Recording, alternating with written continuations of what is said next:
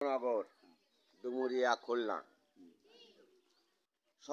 সর্বপ্রথমে আমি স্মরণ করি শ্রী গুরুচাঁদ ঠাকুরকে, তার সেই পদে প্রণাম জানিয়ে ও মতুয়া বৈষ্ণব এবং সকল ভক্তের শ্রী পদে প্রণাম জানিয়ে আমি দুটো কথা বলছি। আপনারা দেখতে পাচ্ছেন এখানে ভূমিদাতা জ্ঞানেন্দ্র মণ্ডল, তার শ্রী প্রকাশ মণ্ডল প্রতিষ্ঠাতা।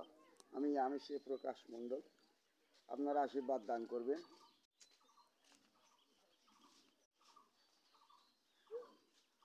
উনি ওনার নিজের জন্যই কিছু করেননি, ওনার চিন্তা ভাবনা এই মঠ মন্দির আশ্রম নিয়েই।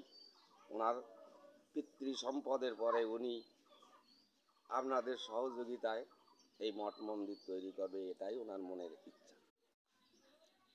এই আমাদের হরিগরু মন্দির, এই আমাদের নাট মন্দির, এই আমাদের গাছতলা, এই আমাদের ঘাট, এই আমাদের পুকুর।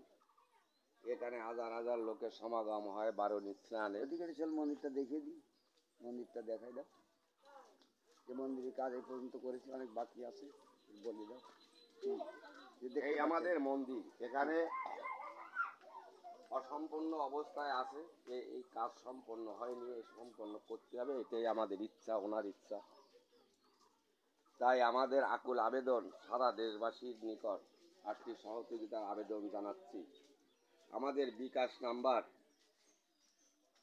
0193576842 আরেকবার বলো। 0193576842।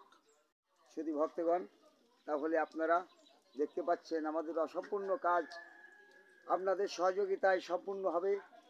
এই কাজ যতদূর হয়েছে সকল ভক্তের সহযোগিতায় সাহায্যই হয়েছে। আমার জায়গা জমি কিছু নাই, 4 ভাই 2 বিঘা জমি 10 কাঠা করে ভাগে পড়েছে বাড়ি, এবং এই পুকুর টুকুর দিয়ে এখান থেকে 5 কাঠা জমি আমার বাবা দান করে গেছে। আপনারা আমাদের এই মন্দির শরীক হন। কিছু সমস্ত দেশবাসীর কাছে, ভক্তের কাছে আবেদন জানাচ্ছি।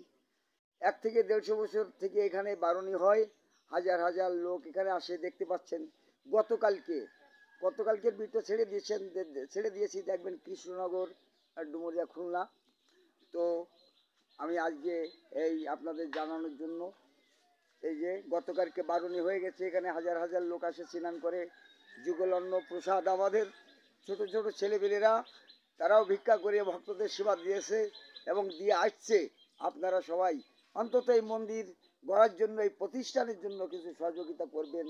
আমরা আপনাদের কাছে কিছু সাহায্য চাচ্ছি। অনেকে বলে যে সরকারে কিছু দেয় না, কিন্তু সত্যি কথা বলতে আমরা এখানে সরকারের একটি টাকাও অনুদান আজ পর্যন্ত এই 100 বছরের ভিতরে পাইনি। এই প্রতিষ্ঠান, এখানে হাজার হাজার লোকের সেবা হয়, আগমন হয়, একটি টাকাও আমরা সরকারি অবদানে পাইনি। আমরা এখানে সমস্ত ভক্তের দান পেয়েছি।